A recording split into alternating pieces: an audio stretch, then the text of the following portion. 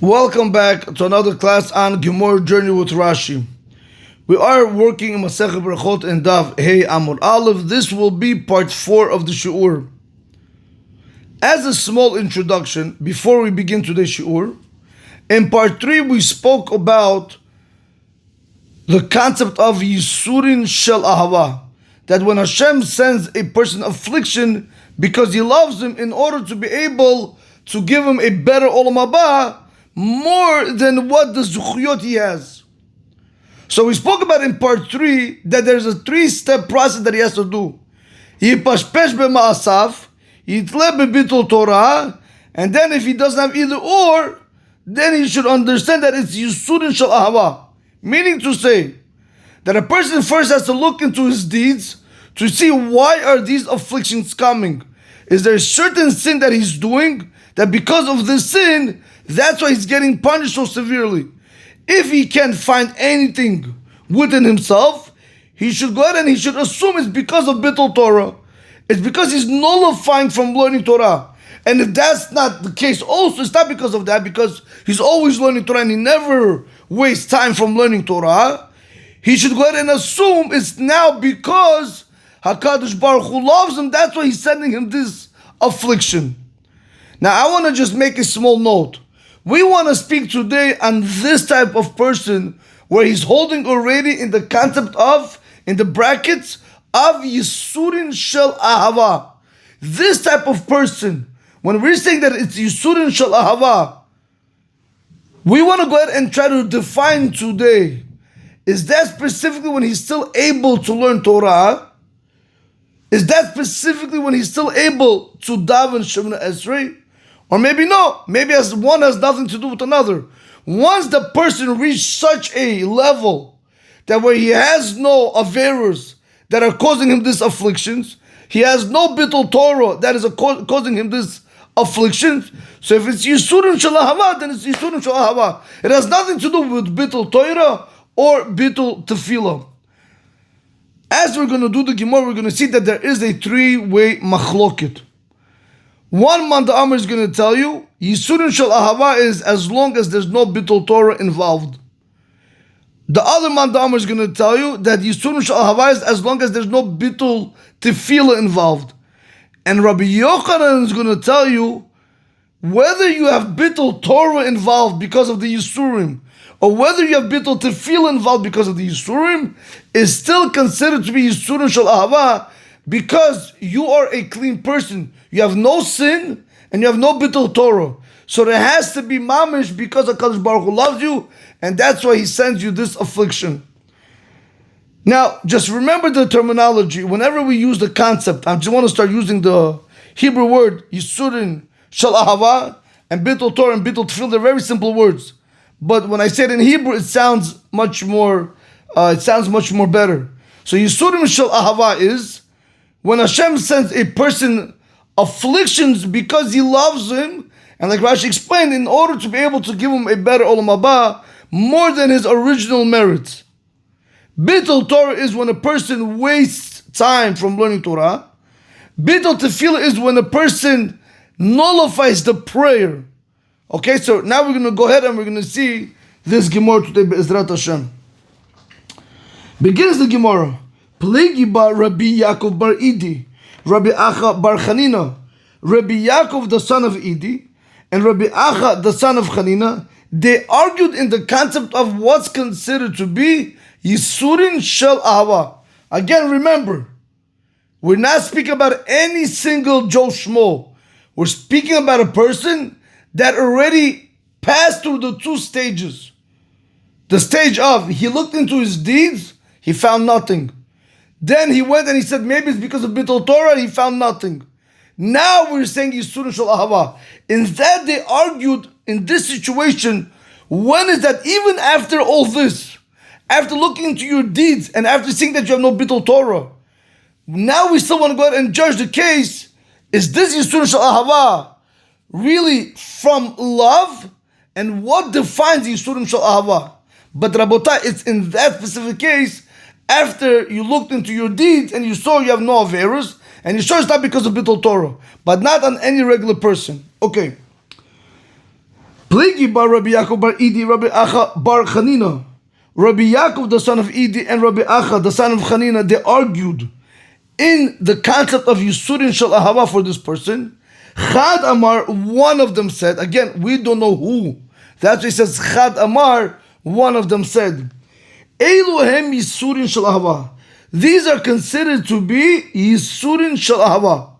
Kol she'ein bahem bittul Torah.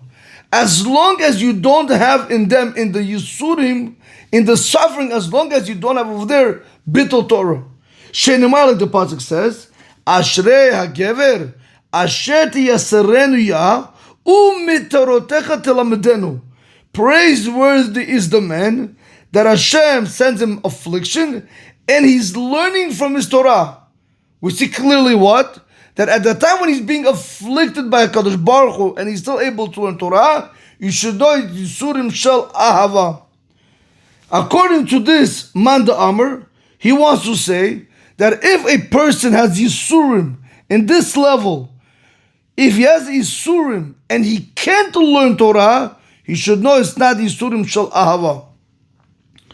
V'chad Amar, and one of them said, again, since we don't know which one said what, that's what we're saying, and V'chad Amar, and one of them said, V'chad Amar, and one of them said, Eluhem Yisurim Shel Ahava. These are considered to be Yisurim Shel Ahava. Kol she'ein behem bitul tefillah. As long as you don't have in them bitul tefillah. She'nemar, like the pasuk says, Baruch Elohim asher lo hisir tefillati v'chasdo me'iti. Blessed is Hashem that He did not turn away my prayer and His kindness from me. So we see from over here that as long as he's able to daven, it's considered to be Yisurim Shel Ahava. So according to this Man Amar, if a person in this stage, in this level, is not able to daven Shachari bin Chen Aravit, we're going to tell you it's not considered to be Yisurim Shel Ahava.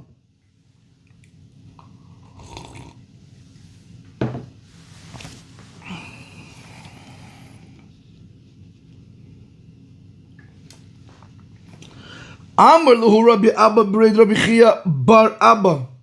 Rabbi Abba, the son of Rabbi Chia, the son of Abba, said, Hachi Amar Rabbi Chia Bar Abba Amar Rabbi Yochanan.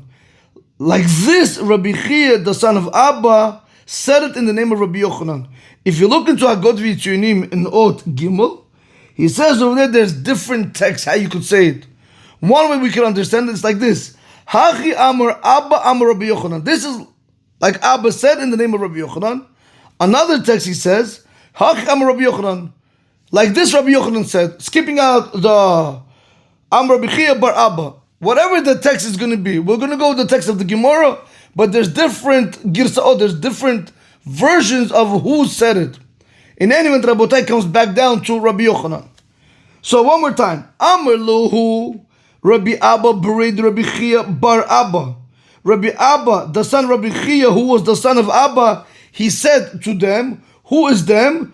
To Rabbi Yaakov Bar Idi and Rabbi Acha Bar Chanina. Hachi Amar Rabbi Chia Bar Abba Amar Rabbi Yochanan.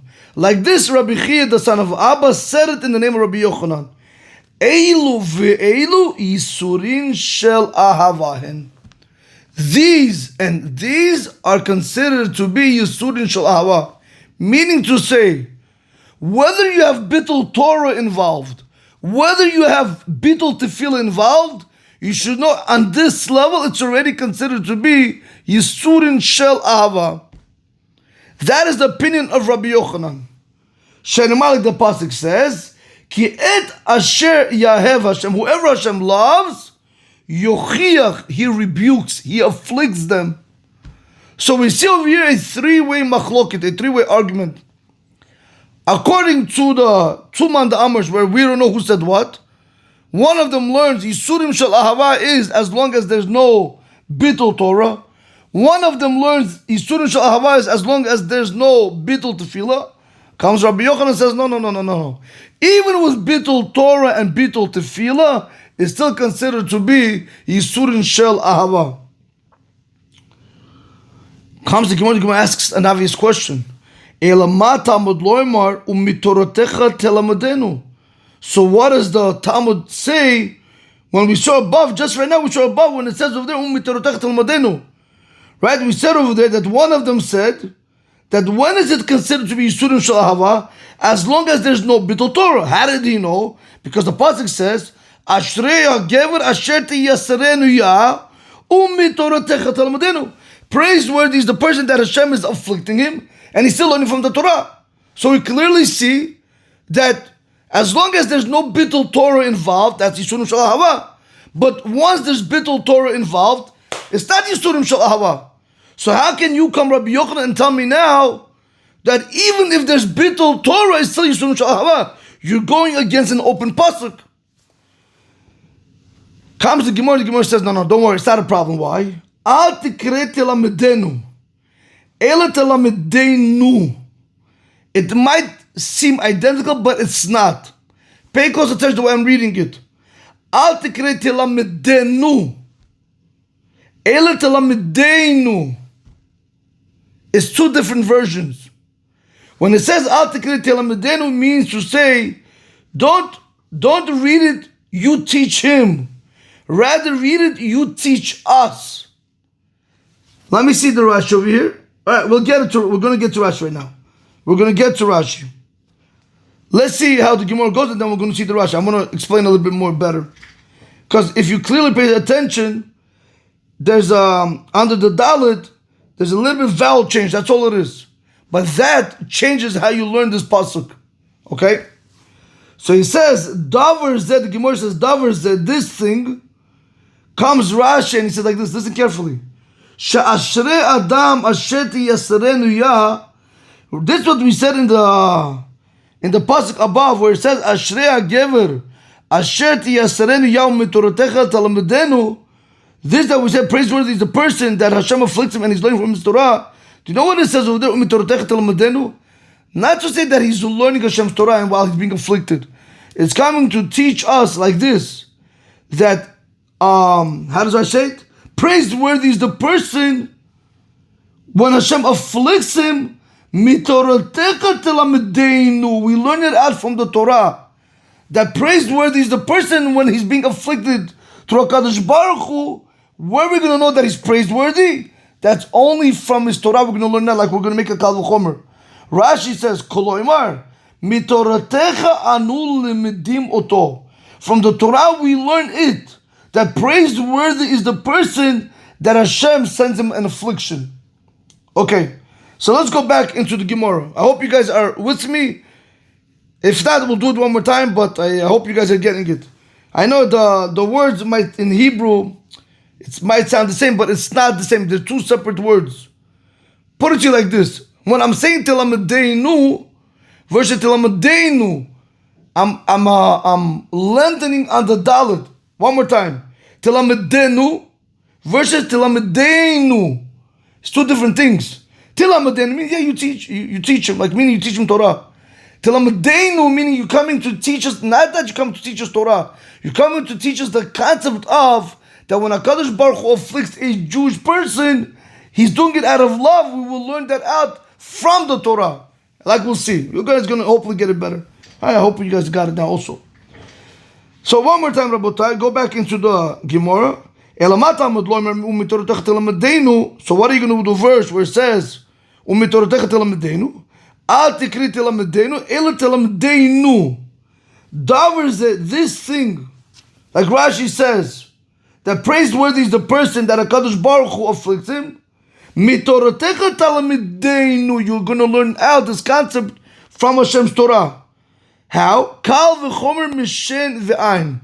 We're going to do a kal v'chomer. How much more so? We're going to learn out from the tooth and the eye. Mashen v'ayin shen echad me'evrav shel adam.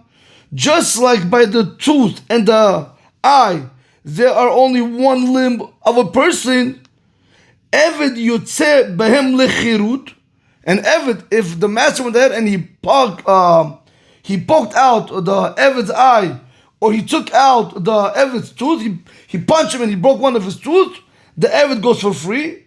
Yisurin, suffering, shemimerakin kol gufo shel adam.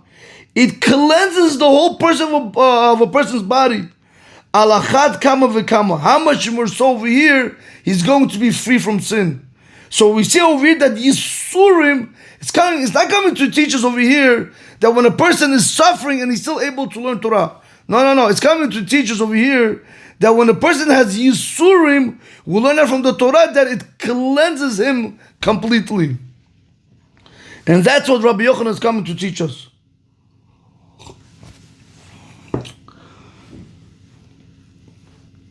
V'hainu de Rabbi Shimon ben Lakish, and this is like of that opinion of Rabbi Shimon, the son of Lakish. Why? The Am Rabbi Shimon ben Lakish, because Rabbi Shimon, the son of Lakish, said, Ne'emar brit b'melech, it's said by the covenant by the salt. V'ne'emar brit b'yisurin, and it's also said by the covenant of the Yisurin. Meaning like this, Rabotai. I'm translating it in English, but it doesn't sound well in Hebrew. One more time. Ne'emar brit, the word covenant, is said by melech, is said by the salt.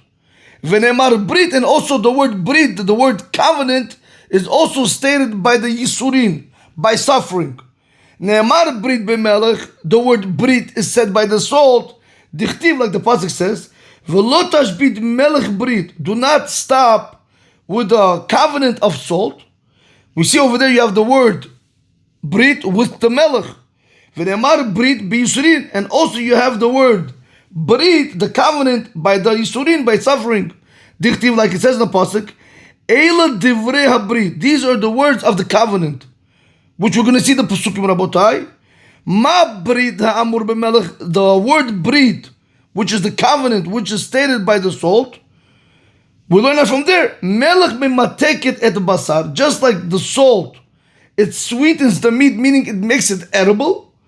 Av brit amur b'yisurin, so to the covenant, which is stated by the Yisurin, by the suffering. Yisurin mimerakin kol amunotav shel adam. When a person suffers, it cleanses all the sins of a person. So you see over here comes Rabbi Yochanan and the Gemara and Rabbi Shimon ben Lakish, all are saying one thing. When you're dealing with Yisurin shel ahava, it has nothing to do with bittul Torah or bittul tefillah. If it's Yisurin, once you reach that level, once it's Yisurin, you should know it's Yisurin shel ahava. Oh, what are you going to do with the verse? V'talmidenu. Umitorotecha talmidenu. What are you going to do with that verse? No, it's not telling you that you have to be learning Torah when you're being afflicted. It's coming to teach you that when a person is suffering, Hashem cleanses him to prepare him for the next world. You learn it out from the Torah. Now, Rabotai, we have to do Pasukim. We did not do the Pasukim yet. We'll do the Pasukim, and then we'll come back. Let me see if there's said anything in the Rashi. Okay, so Rashi says, Ne'emar brit b'yisurin. It says brit, the word brit, by the Yisurin, by suffering. Dichtiv ela divrei brit, because it's written, these are the words of the covenant. Achrei kilalot ne'emar b'mishnah Torah. It's said after the curses in the Sefer Devarim. And then he says, Av Yisurim mimarkim kol amutot shel adam garsinan. Again, he says you have to have this version, this text, where it says even Yisurin are able to go ahead and cleanse a person from all his sin. In any event, Rabotai, let's go see the Pasukim that we had over here. Let me see. We had over here 3 new Pasukim that we didn't do. We're going to go ahead and do them right now. The first Pasuk we're going to go ahead and do, that's regarding the man, the amud, that said that if you have bittul tefillah, it's not Yisurim shel ahava. But if you don't have bittul tefillah, then you know it's Yisurim shel ahava. Let's go see, and because he brought the pasuk, Baruch Elohim asher lo hisir tefillati v'chazdo me'iti. Let's go see that in Tehillim, in Perek Samech Vav, pasuk Chav.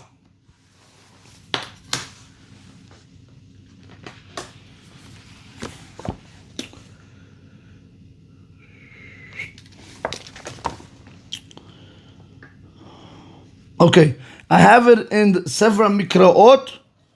I have it on Sefer Mikraot on page Ted Zayin.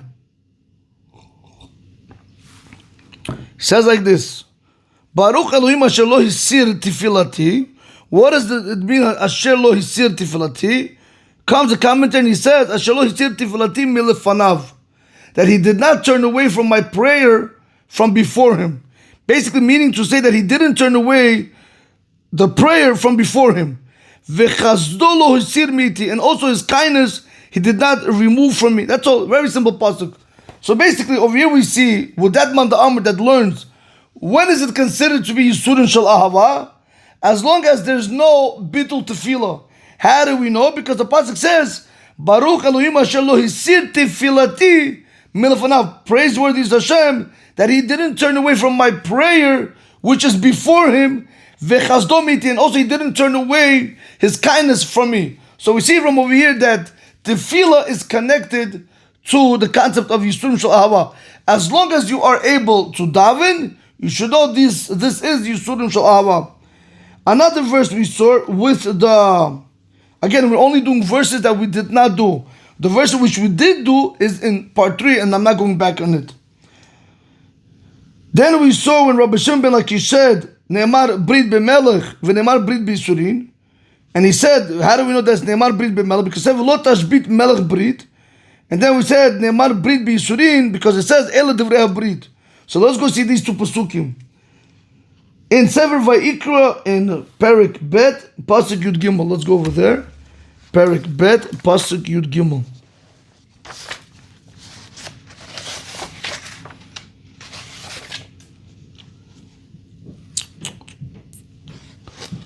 Perik Bet.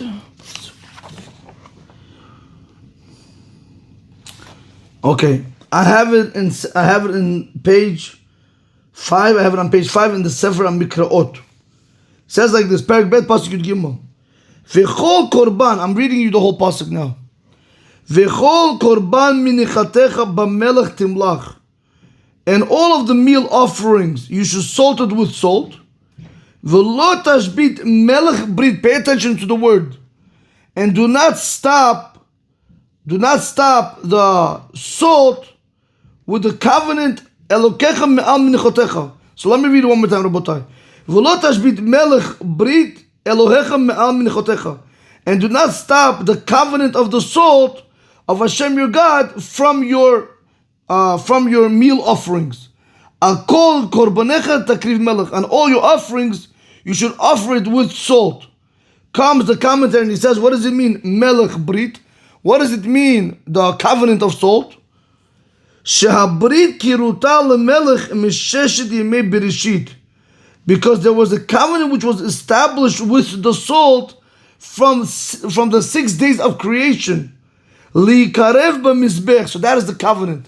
Whenever we're saying over here, Melech Brit, the covenant of the salt, there was a covenant which was established with the salt that it's always going to be sacrificed, with the meal offerings always going to be brought on the Mizbech. When it says over there, Al kol korbanecha, on all your offerings, Al which offerings? Al olat behema, and the ola of the animal, ve'of and the birds, ve'imure and also the limbs, kol kedushim kulam, all the consecrated meat, all of them. So we have over here, if we go to the passage one more time, v'chol korban minechatech b'melech timlach, all of your meal offerings, you're going to salt it with salt. V'lo tashbit melech brit, do not stop the covenant of the salt. Elokecha me'al minichotecha, the covenant of the salt of Hashem your God from your meal offerings. Al kol korbanecha takriv melech, and all your offerings, you're going to go ahead and you're going to bring salt. What is the covenant of the salt? This covenant of the salt was made from 6 days of Bereshit, that it's always going to be brought with the offerings onto the Mizbeach.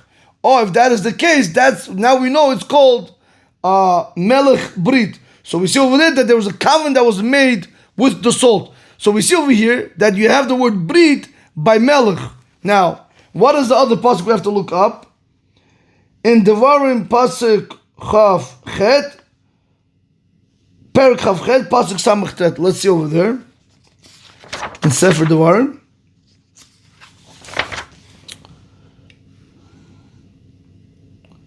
I have it on page Chet in the Sefer HaMikraot.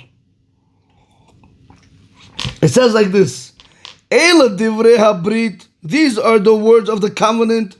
Asher tzivah Hashem et Moshe, that Hashem commanded Moshe, lichrot, to establish et Bnei Yisrael with the Jewish people, be'eretz Moav, in the land of Moav, Milvad, besides, meaning in addition to Habrit Asher Karat Itam Bechorif, with the covenant that he established with them on Har Sinai. So comes the commentary and he says, Besov Parsha Tochocha Ketiv. This is written towards the end of the Parsha of rebuke. Lechrot et Bnei Yisrael. What does it mean that HaKadosh Baruch Hu was commanding Moshe Rabbeinu to establish with the Jewish people? What was he want? What did he want to establish with them? Shikabalu alehem et atorah be'ala u'b'shivu'ah. That they should accept upon themselves the Torah with the curses and with an oath. What does that mean? Meaning swearing. What does that mean? So you have to understand that when Moshe Rabbeinu wanted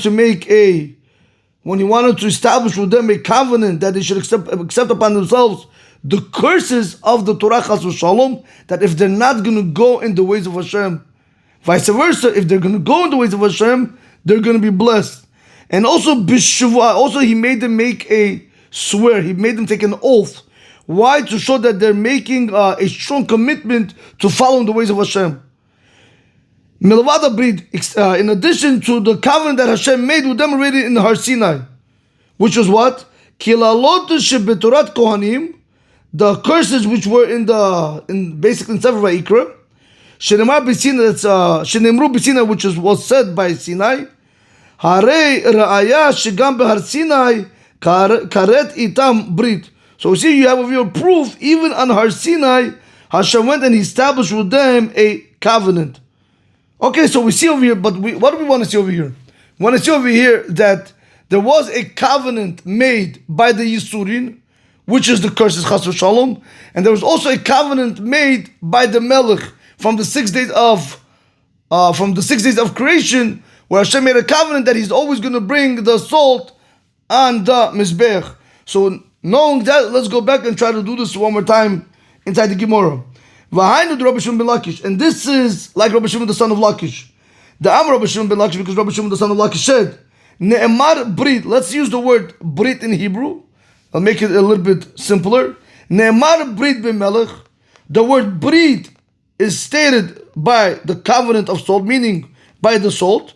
Ve'nemar Brit b'Yisurin. And also you have the word Brit by Yisurin, like we just saw in the Kilalot. Ne'emar Brit b'melech. Right? It says Brit by the salt. Dichti, because it's written. V'lo tashbit melech Brit. Do not seize the covenant of the salt. Ve'nemar Brit b'Yisurin. Also it says Brit by the suffering.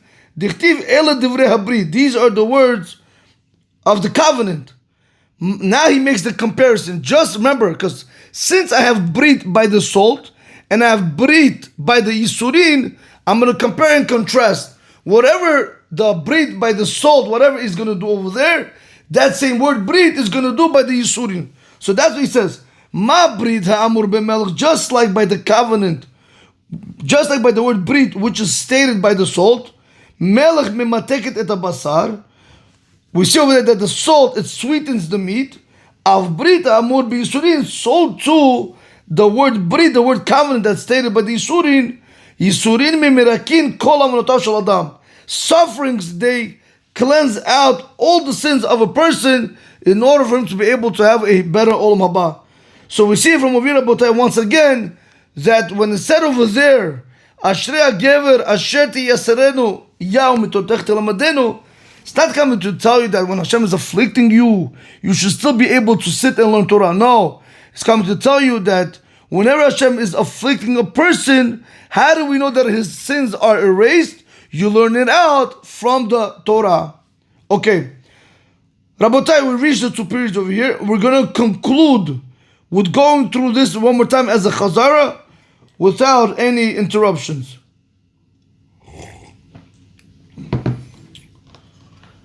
Pelegi bar Rabbi Yaakov, and I want you guys again to pay close attention. Once you do it well one time, how easy it becomes when you do it a second time. And it's very important to chazer, review. If you're not reviewing, Rabotai, I'm telling you right now, you're wasting your time. Don't think you understood the concept. Okay, but no.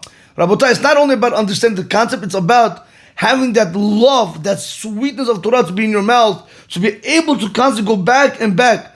And that's how you really build the real love for Torah, not by doing it one time, by going back over and over and over and over again. Rabotai, I don't want to compare the two. But your wife, you could kiss her one time, but you keep on kissing her more than one time because it gives you more pleasure. You don't go find another woman. Your children, you see your child, you keep on hugging, you keep on kissing them. Why hug them and kiss them, let them go the next second? Why do you continue holding on to them? Why do they always bring you satisfaction?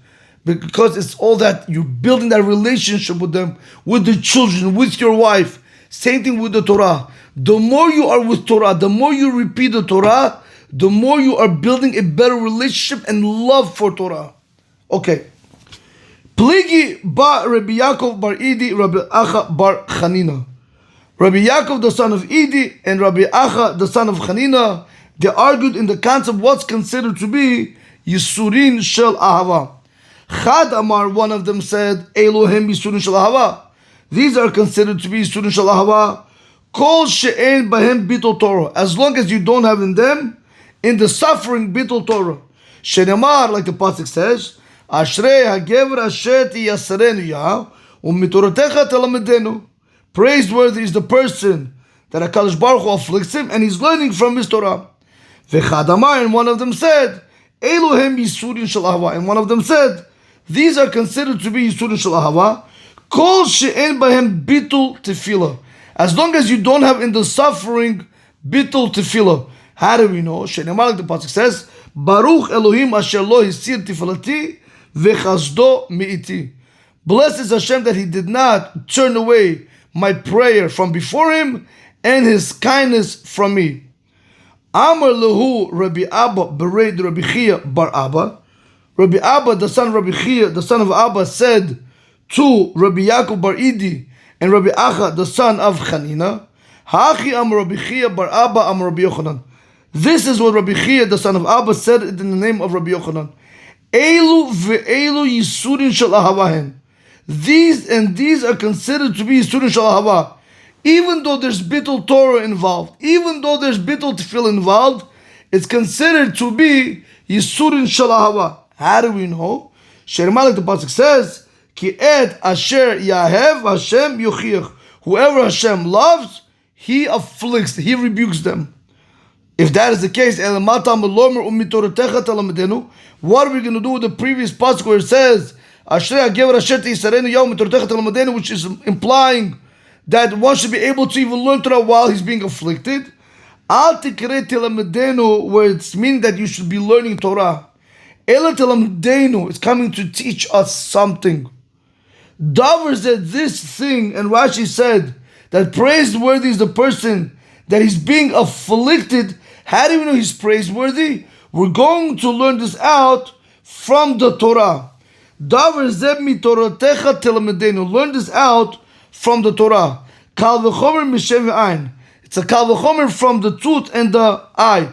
Mashem v'ayin shen echad me'ivra shel adam. Just like by the eye and the tooth, there are only one limb of a person from the limbs of a person. Evid yotzeh behem lechirut. And Evid, if you punch out his eye or if you knock out his tooth, he goes free. Yisurin shemimerakim kol gufo shel al achad kama kama. Yisurin, suffering, which cleanses out the whole person's whole body, because the whole body feels the suffering. How much more so, Rabotai, he should be free from sin. If the Evid, where it's only one eye or one tooth, allows him to go free, how much more so a person's whole body when it's in pain? How much more so that suffering should cleanse him completely altogether from the Yisurin. V'hainu the Rabbi Shimon ben Lakish, and this is like Rabbi Shimon, the son of Lakish. The Amar Rabbi Shimon ben Lakish, because Rabbi Shimon, the son of Lakish, said, Ne'emar brit b'melech is stated brit by the salt, v'ne'emar brit b'Yisurin, and it's also stated brit by the Yisurin, by the suffering. Ne'emar brit b'melech, how do we know it's said brit by the melech? Dichtiv v'lo tashbit melech brit. V'ne'emar brit b'Yisurin, how do we know that the word brit is by the Yisurin? Dichtiv ela divrei habrit. So now we can compare the two. Ma habrit hamur b'melech.